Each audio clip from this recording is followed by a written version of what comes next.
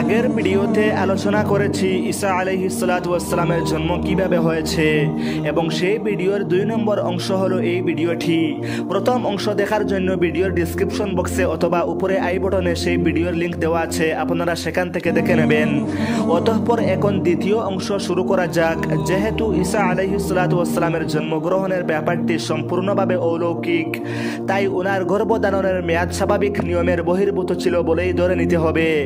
9 মাস 10 দিন পরে সন্তান প্রসব শেষে 40 দিন নেফাস অর্থাৎ রজস্রাব হতে পবিত্রতার মেয়াদও এখানে ধর্তব্য না হওয়াই সমীচীন। অতএব ঈসা আলাইহিস সালাতু ওয়াস সালাম গর্ভধারণের ব্যাপারটাও যেমন নিয়ম বহির্ভূত, তার ভূমিষ্ঠ হওয়া ও তার মায়ের পবিত্রতা লাভের পুরা ঘটনাটাই নিয়ম বহির্ভূত এবং অলৌকিক। আর এটা আল্লাহর জন্য একেবারে সাধারণ বিষয়। স্বামী স্ত্রীর মাধ্যমে সন্তান জন্ম হবে, মাকে 10 মাস গর্ভধারণ করতে হবে ইত্যাদি নিয়ম আল্লাহর সৃষ্টি এবং এই নিয়ম ভেঙ্গে সন্তান দান করাও উনারও এখতিয়ার। এদিকে ইঙ্গিত করে আল্লাহ বলেন, নিশ্চয়ই আল্লাহর নিকটে ঈসা আলাইহিস সালাতু ওয়াস সালামের দৃষ্টান্ত হলো আদম আলাইহিস সালাতু ওয়াস সালামের মতো। তাকে তিনি মাটি দিয়ে সৃষ্টি করেন এবং বলেন হয়ে যাও, বস হয়ে গেল। যা তোমার প্রভু আল্লাহ যা বলেন সেটাই সত্য। অতএব তুমি সংশয়বাদীদের অন্তর্ভুক্ত হয় না।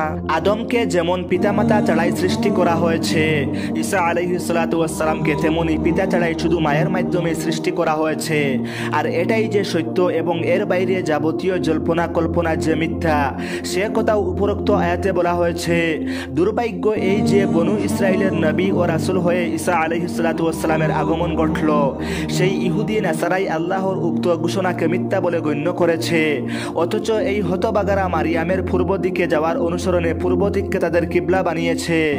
এখানে আরেকটি বিষয় লক্ষণীয় যে মারিয়ামকে খেজুর গাছের কাণ্ড ধরে নাড়া দিতে বলা হয়েছে যাতে সুপক্ষ খেজুর নিচে পতিত হয়। এটাতে বোঝা যায় যে ওটা ছিল তখন খেজুর পাকার মৌসুম অর্থাৎ গ্রীষ্মকাল।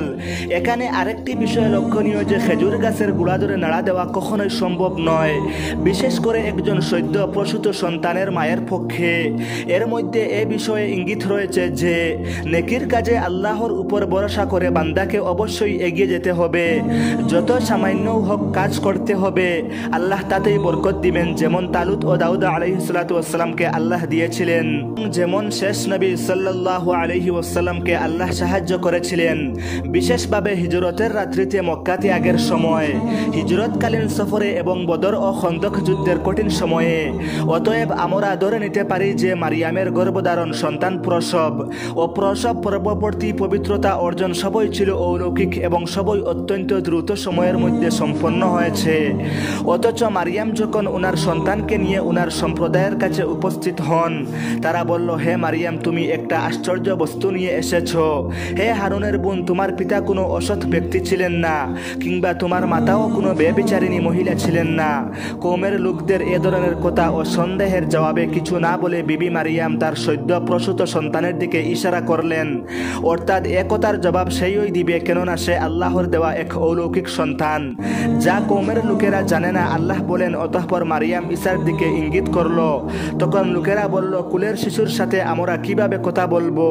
ঈসা তখন বলে উঠল, আমি আল্লাহর দাস, তিনি আমাকে কিতাব প্রদান করেছেন এবং আমাকে নবী বানিয়েছেন।